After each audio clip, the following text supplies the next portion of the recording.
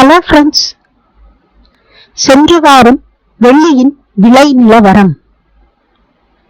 சென்ற வாரம் 10 ஆகஸ்ட் 2025 இருந்து 16 ஆகஸ்ட் 2025 வரைக்கும் வெள்ளியில பெரிய விலை மாற்றம் எதுவும் கிடையாது.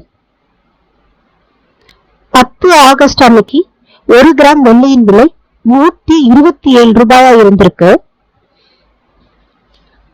12ஆம் தேதி அன்னைக்கும் 13ஆம் தேதி அன்னைக்கும் 126 ரூபாய், 1 ரூபாய் குறைந்து 126 ரூபாயா இருந்திருக்கு 1 கிராம் வெள்ளியின் விலை.